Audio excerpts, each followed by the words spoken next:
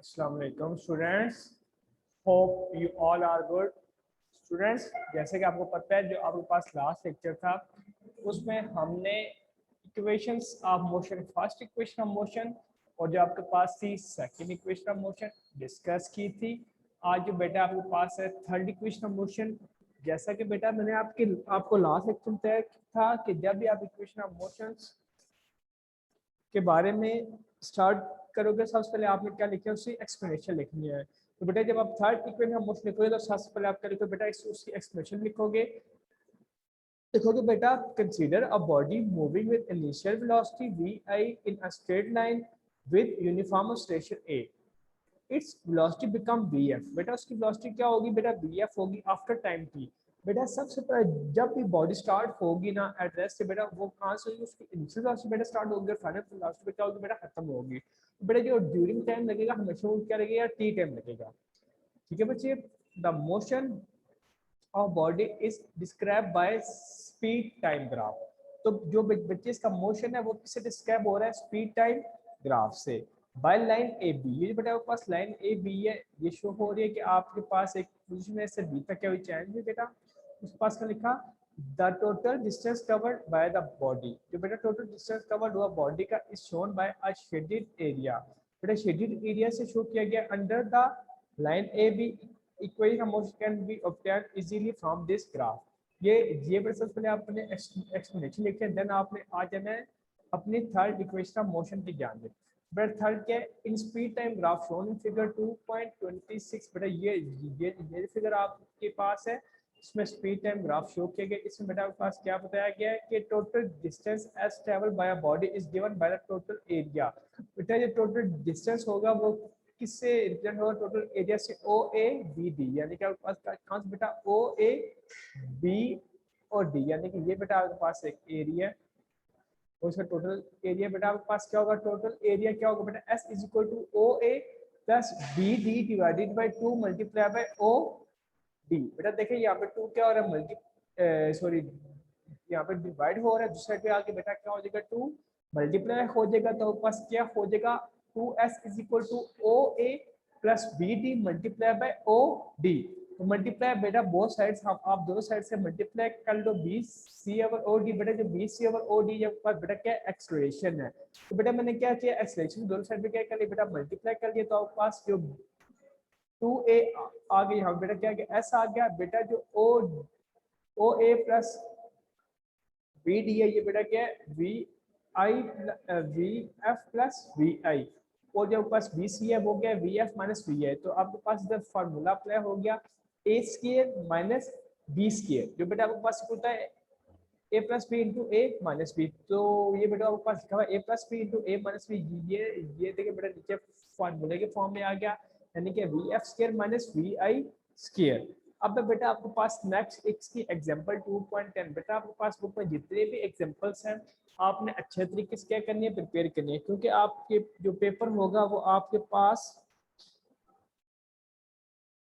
कहीं आपको पेपर कहीं से भी आ सकता है। तो आपने एग्जांपल्स और जो आपके पास लास्ट में आपको न्यूमेरिकल करवा तो वो भी आपने अच्छे तरीके से प्रिपेयर कर लेने हैं। बेटा सबसे पहले आपने स्टेटमेंट को समझना है कि स्टेटमेंट में आपको कहा क्या आ रहा है, यानी कि आपके पास है क्या, वर्ल्ड वर्ल्ड प्रॉब्लम है। तो आपके पास लिखा हुआ है car travelling eight 10 metre per second acceleration.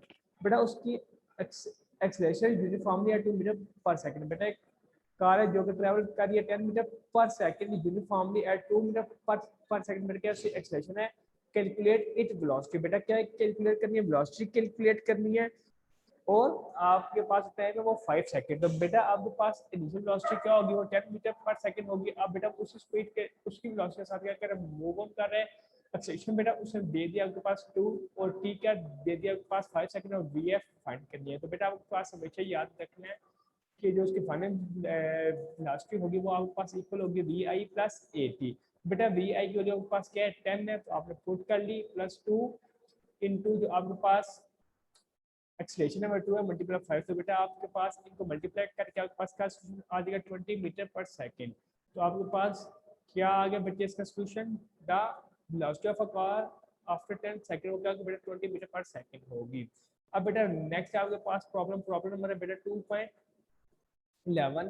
बच्चे आपके पास प्रॉब्लम दी हुई है, सबसे पहले आपके पास क्या दिया हुआ है, a car or train slow down from 100 kilometre per hour with uniform retardation of 2 metre per second. बेटा रिटार्डेशन का मतलब क्या है कि आपके पास जो एक्सलेशन है वो क्या है बच्चा, आपके पास नेगेटिव है, तो आप यहाँ पे जो एक्सलेशन लोगे तो आप वो क्या लोगे बच्चे, नेगेटिव लोगे। लिखा हुआ है how long will it take to attain a speed of 20 kilometre per hour. तो बेटा कितना टाइम लगेगा कि वो आपका स्पीड अटेम्प्ट करे 20 मीटर पर हावर। तो बेटा how long will take it take, तो बेटा इसका मतलब आपने क्या फाइंड करना है बच्चा, आपके पास टाइम फाइंड करना है। तो आपने इक्वेशंस को जो आपके पास फुल स्टेटमेंट दी होगी आपने अच्छे तरीके से एक बार पढ़ लेना है ताकि आपको इजीली समझ आ जाए कि आपने उसमें क्या करना है, फाइंड क्या चीज करनी है। तो बेटा आपके पास क्या लिखी हुई है, वी आई आपके पास क्या 80 किलोमीटर पर हावर। बेटा आपके पास जब भी किलोमीटर पर हावर में होगा तो आपने उसको मीटर पर सेकंड में क्या करना है, कन्वर्ट करना है। तो बेटा आपके पास जो के होता है तो आपको पता है के का मतलब क्या होता है बेटा, अगर मैं लूँ तो 1K इक्वल टू 1000 मीटर, तो मैंने से किससे मल्टीप्लाई कर दिया, 1000 से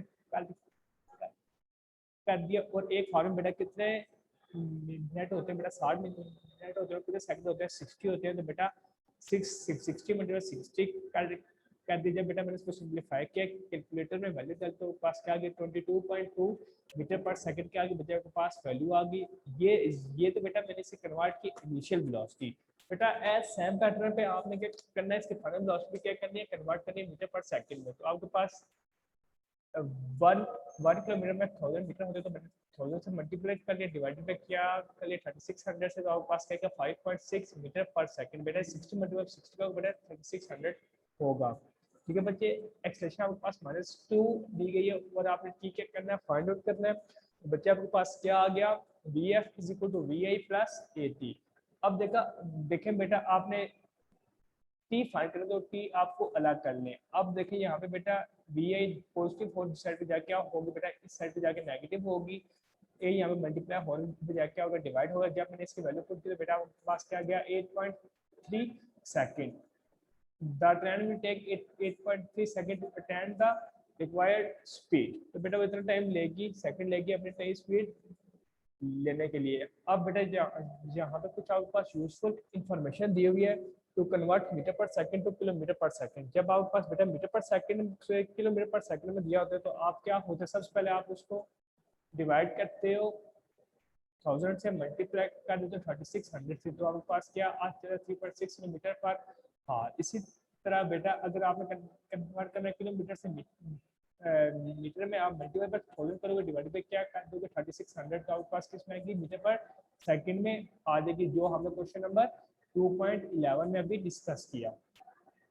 नेक्स्ट बेटा आपके पास लिखा हुआ है to to convert metre per second square to kilometre per second square. तो आप क्या करोगे, multiply acceleration in metre per second by 3600 multiply 3600 divided by 1000 is equal to this to get इस value in kilometre per hour. ठीक है बेटा, इसी की तरह जब आपने कन्वर्ट करना है किलोमीटर पर सेकंड स्क्वायर से मीटर पर सेकंड स्क्वायर में, तो आप क्या करोगे, divide acceleration in kilometre per second square by 1296 यानी कि 12,960 से टू गेट इस वैल्यू इन metre per second square. Next बेटा आपके पास दिए हुए एग्जांपल नंबर 2.12। तो बच्चे अभी हम 2.12 की सॉल्व कर लेते हैं ताकि आपके पास जो आज जो एग्जांपल्स हैं वो मैं क्या करवा दूँ, सॉल्व करवा दूँ। कल से बच्चे मैं आपके रिवीजन की तरफ जाऊंगा। अगर आपके पास कल ये मेरे पास चैप्टर खत्म होगा ताकि मैं आपको आपकी एग्जाम्स पहले से एक बार हल्की से रिवीजन करवा दूँ, जितनी मैं करवा सकता हूँ जितना टाइम हुआ बेटा। सबसे पहले हम चैप्टर खत्म करेंगे, उसके बाद रिवीजन स्टार्ट करेंगे। तो पास का लिखा हुआ है a bicycle acceleration at 1 meter per second square for the initial velocity of 4 meter per second। बेटा उसकी initial velocity उसने बता दी 4 meter per second है for 10 second। क्या टाइम कितना 10 सेकंड है।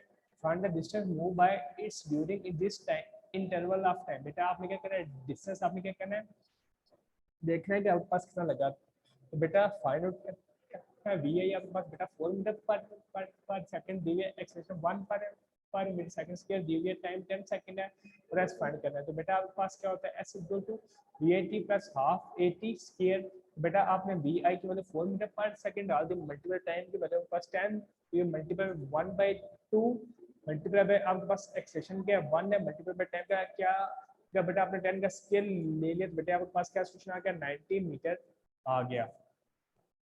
इसके बाद बच्चे आपके पास इसके नेक्स्ट एग्जांपल है, एग्जांपल नंबर 2.13 लिखी हुई है कि a car travels with velocity of 5 metre per second. बेटा एक कार है जो आपके पास ट्रैवल कर रही है जिसकी वेलोसिटी आपके पास 5 मीटर पर सेकंड है, then acceleration accelerates uniformly and travel a distance of 50 metre. तो बेटा उसने कितना डिस्टेंस तय किया 50 मीटर किया। if the velocity reached is 50 metre per second, तो आपने find the acceleration and the time to to travel this distance. तो आपके पास बेटा वी आई क्या दिया 5 मीटर पर सेकंड दी हुई है, एस आपके पास 50 मीटर दिया हुआ है, वी एफ आपके पास 15 पर मीटर पर सेकंड दी हुई है, आपके पास एक्सेलरेशन फाइंड करना है और टाइम क्या करना है फाइंड करना है। तो बेटा आपने क्या करना है put value in third equation of motion. बेटा थर्ड में वैल्यू डाल दो, आपके पास क्या होगा 2as equal to V F square V minus V I square जो बच्चे हमने अभी पढ़ी थी। तो बेटा आपके पास टाइम की वैल्यू है तो सॉरी डिस्टेंस वैल्यू वो आप 50 डाल दो, उसके बाद वी आई की वैल्यू डाल दो और माइनस कर दो वी एफ की वैल्यू। तो बेटा आपके पास ये एक्सेलरेशन आ जाएगा 2 metre per second square. Simplify करके फिर बेटा आप first equation of motion find use करने जो आपके पास इक्वल होते हैं V F is equal to V I plus 80 का बेटा आपके पास ठीक है 5 सेकंड आ गया।